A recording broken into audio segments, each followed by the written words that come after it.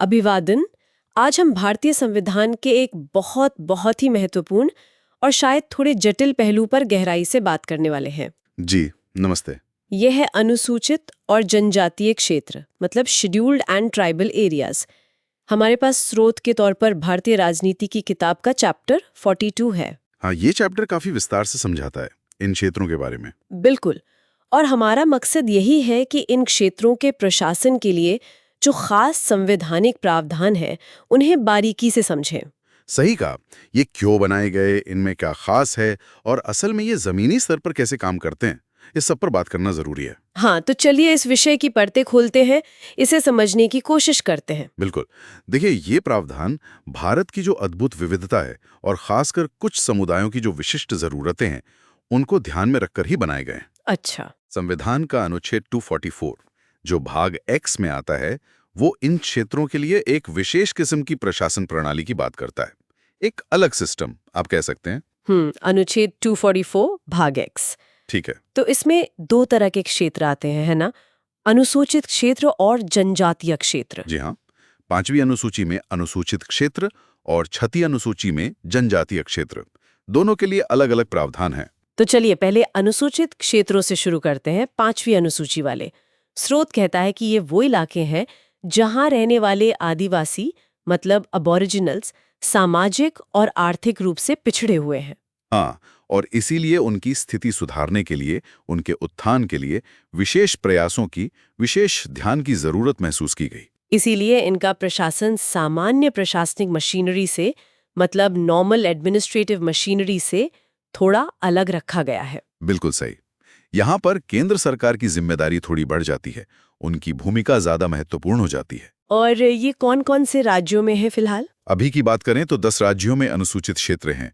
ये हैं आंध्र प्रदेश, तेलंगाना, झारखंड, छत्तीसगढ़, गुजरात भी? हाँ, गुजरात, हिमाचल प्रदेश, मध्य प्रदेश, महाराष्ट्र, उड़ीसा और राजस्थान। 10 राज्य। 10 राज्य। ठीक है, तो किसी इलाके को अनुसूचित क्षेत्र घोषित करने की प्रक्रिया क्या होती है? ये कौन तय करता है? देखिए, ये शक्ति भारत के राष्ट्रपति के पास है। ओके।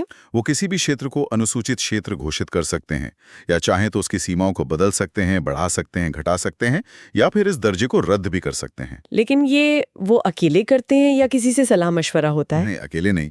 वो संबंधित राज्य के जो राज्यपाल होते हैं, गवर्नर, उनसे सलाह मशवरा करने के बाद ही ये फैसला लेते हैं। राज्यपाल की सलाह जरूरी है? हाँ। अच्छा। और क्या कोई मानदंड है, कोई क्राइटेरिया कि किस इलाके को ये दर्जा दिया जाएगा? हाँ, कुछ स्थापित मानदंड हैं। हालांकि ये दिलचस्प बात है कि ये संविधान में साफ साफ लिखे हुए नहीं है। अच्छा, ये तो जानना जरूरी है। हाँ, पर जो स्थापित मानदंड है उनमें पहला है आदिवासी आबादी की प्रधानता, मतलब उस इलाके में ट्राइबल पॉपुलेशन ज्यादा होनी चाहिए। प्रेपोंडरेंस ऑफ ट्राइबल पॉपुलेशन, ठीक है। दूसरा, क्षेत्र की सघनता और उचित आकार, मतलब इलाका बहुत बिखरावा ना हो और उसका साइज ठीक ठाक हो। कॉम्पैक्टनेस इन रीजनेबल साइज। तीसरा, वो एक व्यवहार्य प्रशासनिक इकाई जैसा होना चाहिए, जैसे कोई जिला हो, ब्लॉक हो या तालुका, एक वायबल एडमिनिस्ट्रेटिव एंटिटी, ताकि प्रशासन चलाना आसान हो। बिल्कुल। और चौथा मानदंड है पड़ोसी क्षेत्रों की तुलना में आर्थिक पिछड़ापन, इकोनॉमिक बैकवर्डनेस।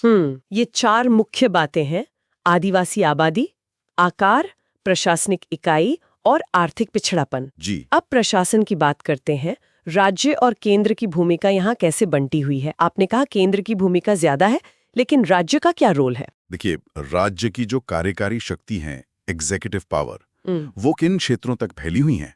ऐसा नहीं है कि राज्य का कोई अधिकार नहीं है। अच्छा। लेकिन राज्यपाल की एक विशेष जिम्मेदारी होती है, बहुत महत्वपूर्ण जिम्मेदारी। क्या जिम्मेदारी? राज्यपाल को इन क्षेत्रों के प्रशासन पर हाँ। राष्ट्रपति को एक रिपोर्ट सौंपनी होती है।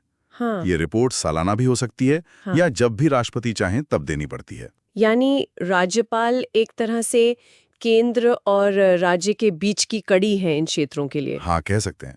और केंद्र की कार्यकारी शक्ति भी यहाँ तक फैली है कि वो राज्यों को इन क्षेत्रों के प्रशासन के संबंध में निर्देश दे सकती हैं।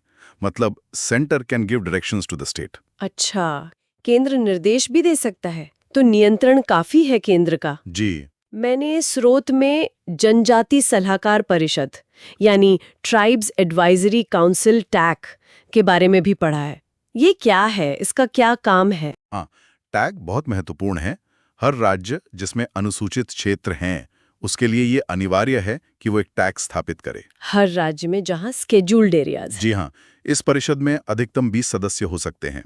और इसमें एक खास बात है क्या? कि इन 20 सदस्यों में से कम 3/4 3/4 सदस्य उस राज्य की विधानसभा में जो अनुसूचित जनजातियों के प्रतिनिधि हैं, यानी ST-MLAs हैं, वो होने चाहिए। ओह, यानी आदिवासियों का प्रतिनिधित्व सुनिश्चित किया गया है इसमें। बिल्कुल। इसका मुख्य काम यही है कि ये अनुसूचित जनजातियों की भलाई और उनकी उन्नति से संबंधित मामलों पर राज्य सरकार को सलाह दे। सलाहकारी भूमिका है हाँ, इसकी। सलाहकारी। और एक और दिलचस्प बात यह है कि अगर राष्ट्रपति चाहें तो वो ऐसे राज्य में भी टैक्स स्थापित करवा सकते हैं जहां अनुसूचित जनजातियां तो रहती हैं, लेकिन कोई घोषित अनुसूचित क्षेत्र नहीं है। अच्छा, मतलब ST आबादी है पर स्केड्यूल्ड एरिया नहीं है, फिर भी टैग बन सकती जी, है। अगर राष्ट्रपति को जरूरी लगे तो। ये तो काफी लचीलापन दिखाता है। अब एक और सवाल, क्या सामान्य कानून जैसे संसद के बनाए कानून या राज्य विधानसभा के कानून इन अनुसूचित क्षेत्रों पर वैसे ही लागू होते हैं जैसे बाकी जगहों पर? नहीं, यहीं पर राज्यपाल को एक और विशेष शक्ति दी गई है। ये बहुत महत्वपूर्ण शक्ति है। क्या शक्ति है वो? राज्यपाल ये निर्देश दे सकते हैं कि संसद या राज्य विधानमंडल का कोई विशेष अधिनियम, कोई एक्ट, उस अनुसूचित क्षेत्र पर लागू नहीं होगा। लागू ही नहीं होगा? हाँ, या फिर वो ये भी कह सकते हैं कि लागू तो होगा, लेकिन कुछ संशोधनों, मॉडिफिकेशंस और अपवादों, एक्सेप्शंस के साथ लागू होगा। मतलब उसमें कुछ बदलाव करके। तो राज्यपाल तय करेंगे कि कौन सा कानून कैसे लागू होगा? जी, और इतना ही नहीं, राज्यपाल TAC से सलाह करने के बाद उस क्षेत्र में शांति और सुशासन, मतलब पीस एंड गुड गवर्नमेंट के लिए नियम रेगुलेशंस भी बना सकते हैं। राज्यपाल खुद नियम बना सकते हैं? किस तरह के नियम? हाँ, ये नियम विशेष रूप से कुछ खास चीजों को नियंत्रित करने के लिए हो सकते हैं, जैसे अनुसूचित जनजाति के सदस्यों द्वारा या उनके बीच भूमि के हस्तांतरण को प्रतिबंधित या सीमित करना, मतलब जमीन की खरीद फरोख्त पर रोक लगाना, ताकि उनकी जमीन कोई गैर आदिवासी आसानी से न ले सके। बिल्कुल। साथ ही अनुसूचित जनजाति के सदस्यों को भूमि के आवंटन, अलॉटमेंट ऑफ लैंड को नियंत्रित करना और साहूकारी के व्यवसाय को नियंत्रित करना। अक्सर साहूकार शोषण करते हैं। हाँ, ये तो बड़ी समस्या रही है। तो इन सब चीजों को रेगुलेट करने के लिए राज्यपाल नियम बना सकते हैं, लेकिन इन सभी नियमों के लिए राष्ट्रपति की सहमति, उनकी असेंट जरूरी होती है। अच्छा, यहाँ राष्ट्रपति की सहमति चाहिए। ठीक है, क्या इन क्षेत्रों के प्रशासन की समय-समय पर समीक्षा, मतलब रिव्यू के लिए भी कोई व्यवस्था है संविधान में? हाँ है, संविधान राष्ट्रपति को ये अधिकार, बल्कि ये जिम्मेदारी देता है कि वो इन क्षेत्रों के प्रशासन और राज्यों में अनुसूचित जनजातियों के कल्याण पर रिपोर्ट करने के लिए एक आयोग, एक कमीशन नियुक्त करें। आयोग कब? संविधान लागू होने के 10 साल बाद ऐसा करना अनिवार्य था और पहला आयोग बना भी था। कब? 1960 में UN ढेबर की अध्यक्षता में। उन्होंने 1961 में अपनी रिपोर्ट दी थी। अच्छा, ढेबर कमीशन। और उसके बाद? उसके काफी समय बाद, लगभग 4 दशक बाद, दूसरा आयोग 2002 में नियुक्त किया गया, दिलीप सिंह भूरिया की अध्यक्षता में। इन्होंने 2004 में अपनी रिपोर्ट प्रस्तुत की। तो समीक्षा की व्यवस्था भी है। तो ये हुई 5वीं अनुसूची और अनुसूचित क्षेत्रों की बात, जो मुख्य रूप से, जैसा आपने कहा, सुरक्षात्मक, प्रोटेक्टिव लगती है और विकास पर केंद्रित है। जी, मोटे तौर पर कह सकते हैं। अब आते हैं भारत के उत्तर पूर्वी हिस्से पर, जहां 6ठी अनुसूची लागू होती है। यह है जनजातीय क्षेत्र, ट्राइबल एरियाज। ये कौन से राज्य हैं और ये अनुसूचित क्षेत्रों से अलग क्यों है? इनमें क्या खास बात है? हाँ, 6ठी अनुसूची एक बिल्कुल अलग व्यवस्था है। ये 4 उत्तर पूर्वी राज्यों, असम, मेघालय, त्रिपुरा और मिजोरम के जनजातीय क्षेत्रों के प्रशासन के लिए विशेष प्रावधान करती है। असम, मेघालय, त्रिपुरा और मिजोरम, जी, सिर्फ ये 4 राज्य? जी, और इसके पीछे का जो तर्क है, जो रैशनैलिटी है, वो ये है कि इन राज्यों में जो जनजातियां हैं, उन्होंने अपनी जड़ों, अपनी संस्कृति, अपने रीति रिवाजों और अपनी सभ्यता को काफी हद तक बचाए रखा है। अच्छा। वे जो बाकी बहुसंख्यक आबादी हैं, उनके जीवन के तरीकों में पूरी तरह से आत्मसात, एसिमिलेटेड नहीं हुए हैं। हाँ। उनकी अपनी एक अलग पहचान है और संविधान इसे मान्यता देता है। बिल्कुल, संविधान उनकी इसी विशिष्टता को पहचानते हुए उन्हें स्वायत्तता, ऑटोनॉमी और स्वशासन, सेल्फ गवर्नमेंट के लिए काफी ज्यादा गुंजाइश देता है, 5वीं अनुसूची से कहीं ज्यादा स्वायत्तता। तो यहाँ प्रशासन कैसे चलता है? क्या यहाँ भी राज्यपाल की भूमिका वैसी ही है यहाँ स्वायत्त जिलों का जिक्र आता है। हाँ, यहाँ का ढांचा अलग है। इन 4 राज्यों के जनजातीय क्षेत्रों को स्वायत्त जिलों के रूप में गठित किया गया है। Autonomous districts. जी, लेकिन एक बात ध्यान रखने वाली है कि ये स्वायत्त जिले संबंधित राज्य के कार्यकारी अधिकार क्षेत्र यानी एग्जीक्यूटिव अथॉरिटी से बाहर नहीं हैं। राज्य का अधिकार क्षेत्र उन पर लागू होता है। अच्छा, पूरी तरह अलग नहीं है। नहीं, लेकिन राज्यपाल को यहाँ भी महत्वपूर्ण शक्तियां हैं। राज्यपाल इन स्वायत्त जिलों को संगठित और पुनर्गठित कर सकते हैं। मतलब वो इन जिलों का क्षेत्र बढ़ा या घटा सकते हैं, उनका नाम बदल सकते हैं, उनकी सीमाएं तय कर सकते हैं, वगैरह वगैरह। हाँ। और अगर किसी एक स्वायत्त जिले में अलग अलग जनजातियां रहती हैं, तो राज्यपाल उस जिले को कई स्वायत्त क्षेत्रों ऑटोनोमस रीजन्स में भी विभाजित कर सकते हैं। एक जिले के अंदर भी अलग अलग क्षेत्र बन सकते हैं। जी, अगर जरूरत हो तो इन स्वायत्त जिलों और स्वायत्त क्षेत्रों का प्रशासन कौन देखता है? यहाँ की व्यवस्था क्या है? यहीं पर सबसे बड़ा अंतर आता है 5वीं अनुसूची से। प्रत्येक स्वायत्त जिले में एक जिला परिषद होती है, डिस्ट्रिक्ट काउंसिल। हाँ, और इस परिषद में 30 सदस्य होते हैं। 30 सदस्य। ये कैसे आते हैं? इनमें से 4 सदस्य तो राज्यपाल द्वारा नॉमिनेटेड होते हैं। अच्छा, गवर्नर नॉमिनेट करते हैं। जी। और बाकी बचे 26 सदस्य वयस्क मताधिकार अडल्ट फ्रेंचाइज के आधार पर चुने जाते हैं। बाकायदा चुनाव होता है। ओह, यानी यहाँ इलेक्टेड बॉडी है प्रशासन के लिए। बिल्कुल। चुने हुए सदस्य 5 साल के कार्यकाल के लिए पद धारण करते हैं, जब तक कि परिषद उससे पहले भंग न हो जाए। और जो नामित सदस्य हैं वो राज्यपाल की इच्छा तक पद पर बने रहते हैं। और आपने स्वायत्त क्षेत्रों की बात की थी। हाँ, प्रत्येक स्वायत्त क्षेत्र की भी एक अलग क्षेत्रीय परिषद होती है। उसका ढांचा भी कमोबेश जिला परिषद जैसा ही होता है। तो ये जिला परिषदें और क्षेत्रीय परिषदें ही यहाँ का प्रशासन चलाती हैं? मुख्य रूप से हाँ। इनके पास शक्तियाँ क्या क्या होती हैं? स्रोत बताता है कि ये काफी शक्तिशाली होती हैं। यहाँ ये वाकई दिलचस्प हो जाता है। हाँ, ये वाकई बहुत शक्तिशाली हैं। इनकी शक्तियों को हम कुछ श्रेणियों में बांट सकते हैं। सबसे पहले विधायी शक्तियाँ, लेजिस्लेटिव पावर्स, कानून बनाने की शक्ति। जी, जिला और क्षेत्रीय परिषदें कुछ निर्दिष्ट मामलों पर कानून बना सकती हैं। ये मामले बहुत महत्वपूर्ण हैं। जैसे भूमि से जुड़े सभी मामले, वन, लेकिन आरक्षित वनों को छोड़कर, नहर का पानी, झूम खेती, ग्राम या नगर का प्रशासन, स्वास्थ्य, सफाई वगैरह। ये तो काफी व्यापक अधिकार हैं। और सुनिए, संपत्ति का उत्तराधिकार, इनहेरिटेंस ऑफ प्रॉपर्टी, विवाह और तलाक, सामाजिक रीति रिवाज, सोशल कस्टम्स, इन सब विषयों पर ये परिषदें कानून बना सकती हैं अपनी परंपराओं और जरूरतों के हिसाब से। बिल्कुल, लेकिन एक शर्त है, इन सभी कानूनों के लिए राज्यपाल की सहमति आवश्यक है। Governor's assent is required. ठीक है, राज्यपाल की सहमति जरूरी है। ये हुई विधायी शक्तियां। और न्यायिक शक्तियां? हाँ, जुडिशियल पावर्स भी हैं। ये परिषदें जनजातियों के बीच जो मुकदमे और मामले होते हैं, उनकी सुनवाई के लिए ग्राम परिषदों या अदालतों का गठन कर सकती हैं।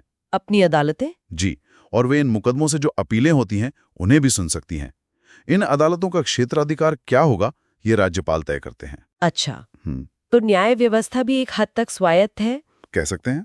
फिर आती हैं नियामक शक्तियां, रेगुलेटरी पावर्स। रेगुलेटरी पावर्स मतलब जिला परिषद अपने क्षेत्र में प्राथमिक विद्यालय, औषधालय, बाजार, मत्स्य पालन, सड़कें, फेरीज आदि स्थापित कर सकती हैं या उनका प्रबंधन कर सकती हैं। विकास के काम भी इनके जिम्मे है। हाँ, और एक और महत्वपूर्ण नियामक शक्ति है, वे गैर जनजातीय लोगों द्वारा साहूकारी और व्यापार को नियंत्रित करने के लिए नियम बना सकती हैं। मनी लेंडिंग और ट्रेडिंग को रेगुलेट करना। जी, लेकिन ऐसे नियमों के लिए भी राज्यपाल की सहमति की आवश्यकता होती है। ठीक है, और क्या ये टैक्स भी लगा सकती हैं? हाँ, ये भी एक महत्वपूर्ण शक्ति है, टैक्सेशन पावर्स। जिला और क्षेत्रीय परिषदें भू राजस्व, लैंड रेवेन्यू का आकलन और संग्रह कर सकती हैं। Land revenue? हाँ जी, और कुछ अन्य निर्दिष्ट कर यानी स्पेसिफाइड टैक्सेस भी लगा सकती हैं, जैसे पेशों पर कर, व्यापार पर कर, जानवरों पर, नावों पर, वाहनों पर कर, स्कूलों या सड़कों के रखरखाव के लिए शुल्क लेना, ये सब कर सकती हैं। तो इनके पास वित्तीय साधन भी होते हैं अपना काम करने के लिए? बिल्कुल, विधायी, न्यायिक, कार्यकारी और वित्तीय सभी तरह की शक्तियां इनके पास। काफी हद तक स्वायत्ता है। ये तो वाकई 5वीं अनुसूची से बहुत अलग है। अब एक बड़ा सवाल, संसद या राज्य विधानमंडल के जो कानून हैं, क्या वो इन स्वायत्त जिलों और स्वायत्त क्षेत्रों पर लागू होते हैं? सीधे तौर पर नहीं, यहाँ भी एक विशेष व्यवस्था है। संसद या राज्य विधानमंडल के अधिनियम या तो इन क्षेत्रों पर लागू नहीं होते हैं, बिल्कुल भी नहीं, या फिर वो लागू होते हैं तो कुछ निर्दिष्ट संशोधनों और अपवादों के साथ। मॉडिफिकेशंस एंड एक्सेप्शंस के साथ। तो ये कौन तय करता है कि लागू होंगे या नहीं, या कैसे होंगे? राज्यपाल। यहाँ पर स्रोत में एक बारीकी बताई गई है जिस पर ध्यान देना जरूरी है। असम के मामले में ये शक्ति राज्यपाल के पास है। असम में राज्यपाल? हाँ, लेकिन मेघालय, त्रिपुरा और मिजोरम के संबंध में ये शक्ति राष्ट्रपति के पास है। ओह, ये फर्क है। असम के लिए राज्यपाल और बाकी 3 राज्यों के लिए राष्ट्रपति। जी, स्रोत जिसका उल्लेख फुटनोट 4 में है यही बताता है।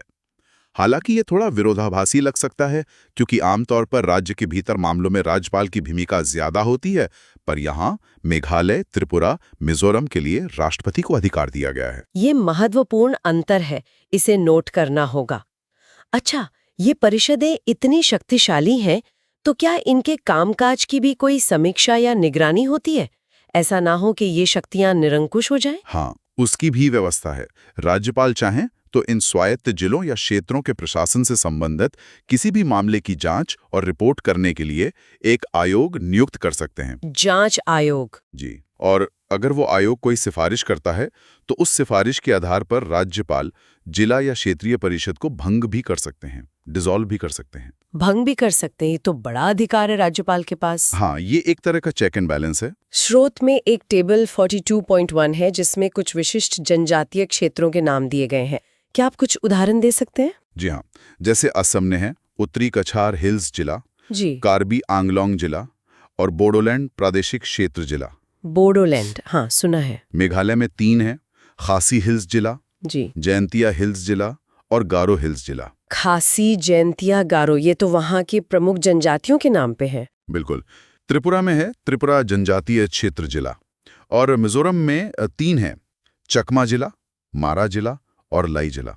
चकमा, मारा, लाई, ये मिजोरम के। ठीक है। तो ये कुछ उदाहरण हैं छठी अनुसूची के तहत आने वाले क्षेत्रों के। धन्यवाद। अब अंत में एक और टेबल 42.2 का जिक्र है स्रोत में, जिसमें कुछ और संबंधित अनुच्छेदों की बात की गई है। क्या हम उन पर भी एक नजर डाल सकते हैं? हाँ, संक्षेप में देख लेते हैं। अनुच्छेद 244 तो हमने शुरू में ही देखा। जी, वो तो आधार है, अनुसूचित क्षेत्रों और जनजातीय क्षेत्रों का प्रशासन। फिर है अनुच्छेद 244A।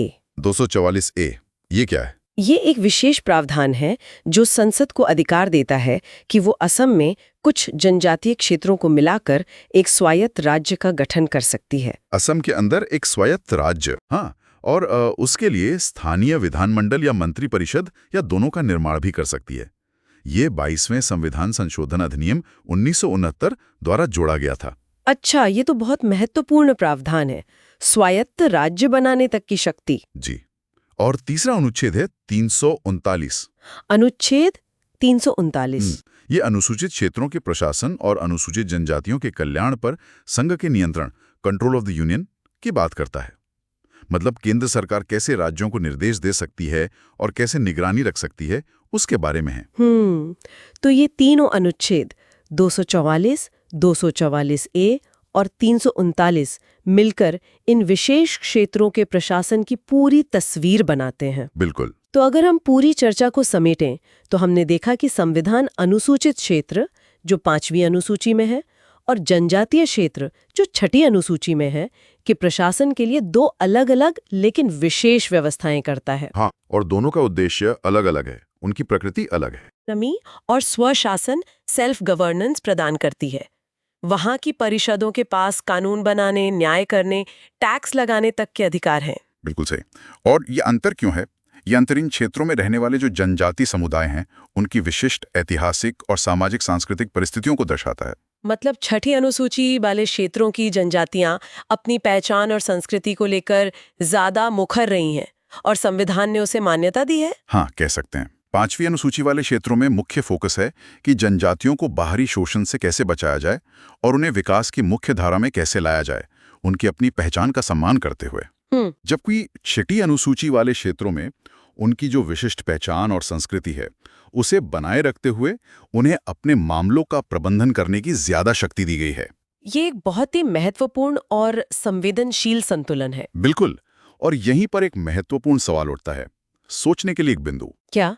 कि ये जो संवैधानिक संरचनाएं हमने आज डिस्कस की, 5वीं और 6ठी अनुसूची, ये आज के समय में, आज की परिस्थितियों में स्वायत्तता, संरक्षण और विकास के बीच संतुलन बनाने में कितनी प्रभावी हैं? हाँ, ये तो विचार करने वाली बात है। इन विशेष प्रावधानों के बावजूद इन क्षेत्रों में ज़मीनी हकीकत क्या है? क्या चुनौतियां अभी भी बनी हुई हैं? क्या ये व्यवस्थाएं अपने उद्देश्यों को पूरी तरह हासिल कर पाई हैं या इनमें कुछ सुधार की जरूरत है? ये सवाल तो वाकई हमें सोचने पर मजबूर करते हैं कि संवैधानिक प्रावधान और उनका जमीनी क्रियान्वयन, इनके बीच का फासला कितना है और उसे कैसे भरा जा सकता है। जी, इस पर और गहरा विचार करने की जरूरत है। निश्चित रूप से ये एक गहरा विचार है। आज के इस विस्तृत और बहुत ही ज्ञानवर्धक चर्चा के लिए आपका बहुत बहुत धन्यवाद। धन्यवाद।